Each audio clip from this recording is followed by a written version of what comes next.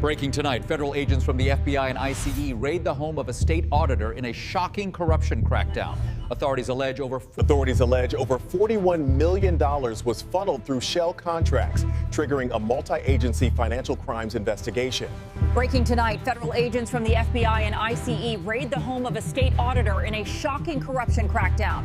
Authorities allege Breaking tonight, FBI and ICE agents execute a high-stakes raid on a state auditor's residence amid a sweeping corruption probe. At 5:27 a.m., long before sunrise, a line of black federal vehicles turned off the main highway and disappeared into the quiet hills above the Capitol. No sirens, no flashing lights, only the low hum of engines and the clipped radio traffic of agents moving toward a property the public had long associated with discipline, credibility, and trust. At the top of a private road behind stone walls and iron gates stood the home of the state auditor. To most people, the auditor was the last person anyone would expect to see at the center of a federal raid. His job was oversight, numbers, compliance, integrity. He was the official who signed off on accountability reports, criticized waste, and warned agencies not to misuse public money. He appeared at press briefings with charts, audit summaries, and calm statements about fiscal discipline. He built his reputation on one idea above all others, that someone had to protect the public from corruption. That morning, federal agents were there because they believed he had learned how to profit from it. For 8 months, FBI financial crimes teams, ICE investigators, and federal contract analysts had been building a sealed case around a cluster of state-funded infrastructure agreements that on paper looked routine. Emergency repairs, technology modernization, public procurement upgrades, oversight consulting. Individually, the contracts were unremarkable. Collectively, they formed a pattern no honest system should ever produce. The same service categories appeared again and again under different vendor names. Approvals arrived too fast. Oversight waivers were granted too easily. Vendor addresses pointed to empty suites, mailbox centers, and temporary offices with no operational history.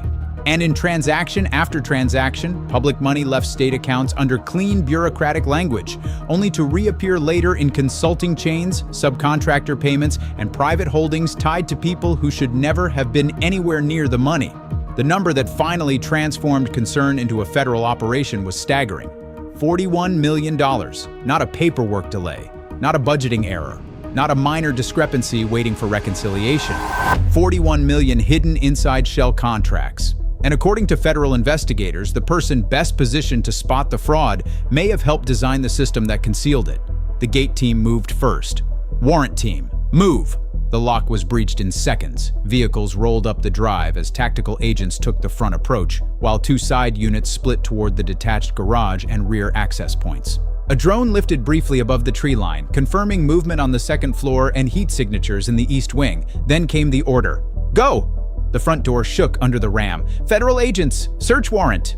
Inside, lights snapped on through the lower level. A voice shouted from upstairs. Glass shattered somewhere in the back of the house. Agents entered fast, clearing the foyer, kitchen, study, and formal dining room in practiced sequence. The home was elegant without appearing reckless. Dark wood, framed awards, photographs with governors and legislators, shelves of policy books and financial reports. It looked like the residence of someone who wanted to appear serious, measured, and incorruptible.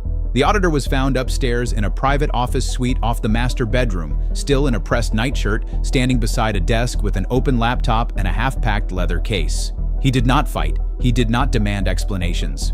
He looked at the agents surrounding him, then at the vest markings on their chests, and whatever story he had been telling himself ended there. As he was handcuffed and led downstairs, search teams began opening the architecture of his private life. In the office, agents recovered state contract files, encrypted backup drives, and handwritten notes tied to procurement reviews that had never appeared in official archives. In a side closet, hidden behind a panel of built-in shelving, they found 3 fireproof document cases containing private banking records, cashier's checks, and a ledger marked only by initials, dates, and percentages.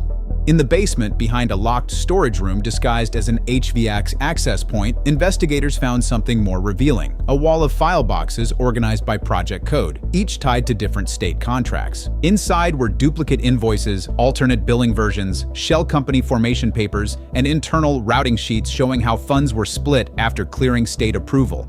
This was no isolated kickback. This was a system, and as the forensic teams in the mobile command van started matching those files against previously flagged disbursements, the scope widened fast. Some shell vendors had received state money for cybersecurity upgrades that were never implemented. Others billed for bridge inspections that never occurred, emergency utility stabilization that no agency had requested, or procurement audits signed off without a trace of fieldwork. The money moved through those paper entities, then fractured outward through layered transfers that touched private trusts, real estate purchases, and consulting firms linked to senior officials. By 7:11 a.m., federal agents had enough to conclude the state auditor's home was not merely a place where evidence happened to be stored. It was an operating archive for a corruption network, and the network did not stop with him. At 8:02 a.m., parallel search teams moved into the auditor's state office. Employees arriving for work found federal vehicles at the curb, building access restricted, and armed agents standing inside the lobby, directing staff away from secure wings. Word spread floor by floor before any official announcement was made. Phones started buzzing. Doors stayed closed, conference rooms filled with whispers. Inside the auditor's office, digital forensics teams cloned workstations, while contract analysts compared state procurement records against documents seized at the home. It did not take long for the pattern to sharpen. The same names appeared in public reviews and private side files. Vendor approval memos had been altered after internal drafting. High-risk contracts had been downgraded before release. Concerns that should have triggered fraud alerts were reclassified as administrative inconsistencies and buried. The office that existed to detect misuse had been turned into a shield against detection. Then agents found the file that changed the whole tone of the case. Inside a locked drawer in the deputy review suite was a red folder labeled External Risk Escalations. The title suggested it contained fraud warnings or statewide compliance concerns. Instead, it contained profiles of internal reviewers, contract examiners, and staff analysts who had questioned the shell vendor chain over the previous year. Each name carried notes. Pushing too far. Remove from active review. Transfer possible. Needs legal pressure. One entry had been highlighted twice. Beside it were 4 words: no access after Friday. Federal prosecutors would later call that folder one of the most disturbing discoveries in the entire case, because it showed the network had not only hidden money, it had actively tracked the people who might expose it. By late morning, investigators identified 9 officials potentially tied to the scheme: procurement advisors, outside legal consultants, state contract administrators, and 2 senior finance officers who had approved disbursement flows later routed through shell entities. Search warrants widened, phones were seized, travel records were preserved, emergency motions were filed to freeze accounts tied to several vendors named in the recovered ledgers. The public still knew almost nothing, but inside the command center, one conclusion was already firm: the missing $41 million was only part of the story. The deeper crime was concealment, and concealment required people.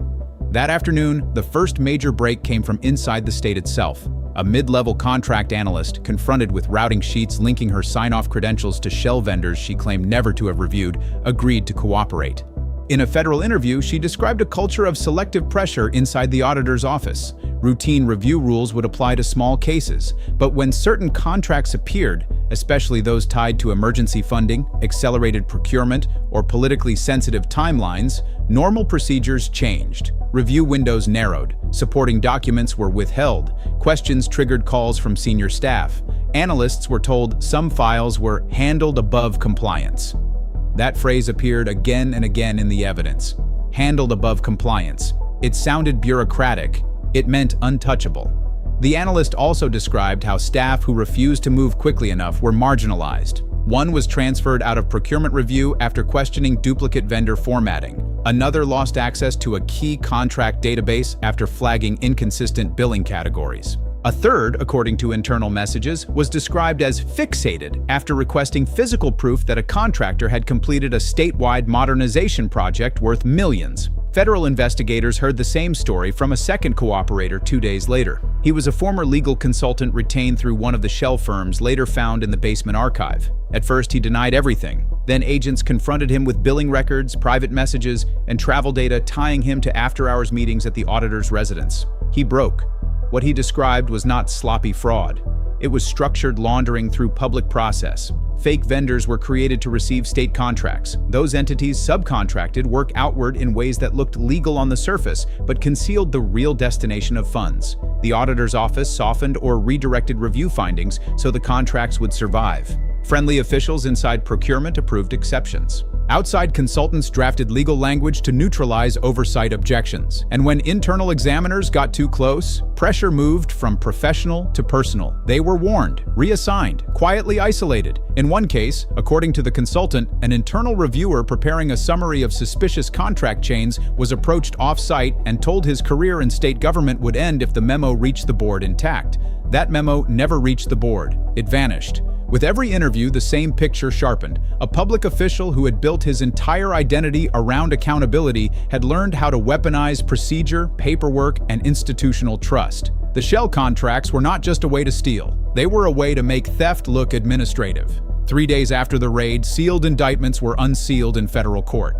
The charges were sweeping: conspiracy, wire fraud, theft involving federally connected programs, obstruction, destruction of records, false statements, and related offenses tied to procurement manipulation and the suppression of internal review. The state auditor was named as the central figure. 8 others were identified across companion filings. The headlines detonated instantly. State auditor raided 41 malwares hidden in shell contracts. 9 officials exposed in federal corruption case at a joint press conference. Federal officials were careful and direct. They confirmed the search. They confirmed the tracing of at least $41 million through sham contracts and layered payments. They confirmed that multiple officials had either been charged or were under active investigation. And when asked whether the case represented a failure of oversight, one federal prosecutor gave an answer that dominated the next day's coverage. This case alleges that the people entrusted to guard the system learned how to hide inside it. That was exactly why it hit so hard. If a procurement officer steals, the scandal is large. If the state auditor helps engineer the concealment, the scandal becomes existential. Over the following weeks, the case widened. A deputy finance officer agreed to testify after being shown offshore transfer markers linked to one of the shell vendors. A procurement board advisor admitted that approval thresholds had been deliberately split to avoid full committee review. Subpoenas reached private firms that had billed state entities for analysis, monitoring, or emergency support that never existed outside paper. The trial began 6 months later.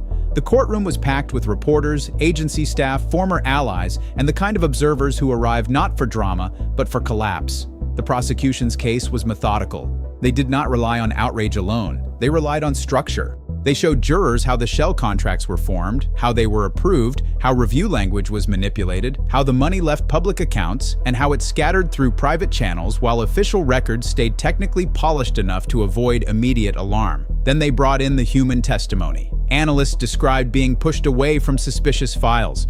Former staff described coded instructions and disappearing records. A cooperative consultant explained how legal language was drafted not to clarify the contracts, but to inoculate them from review. One internal examiner testified that after flagging a vendor chain tied to multiple suspicious projects, she found herself removed from active audit work and told her judgment had become a workflow problem. The defense tried to argue complexity. Public contracting is messy, they said. Emergency procurement is imperfect. Vendor layers are common. Review notes can be misread. Bureaucracies lose files. Professionals disagree, but the ledger recovered from the auditor's hidden basement archive did not look like disagreement. The red folder tracking internal reviewers did not look like confusion. The percentage notes, the shell company papers, the off-book banking records, and the synchronized suppression of internal questions did not look accidental. They looked designed. When the verdicts came back, the courtroom went silent before the first reaction hit. Guilty on the major counts: conspiracy, wire fraud, theft, obstruction, related convictions for multiple co-defendants. The judge, during sentencing, said what many outside the courthouse had already understood. The damage in this case was not measured only by $41 million, it was measured by the corrosion of trust in the institutions meant to detect abuse before it metastasized. The state auditor was sentenced to decades in federal prison.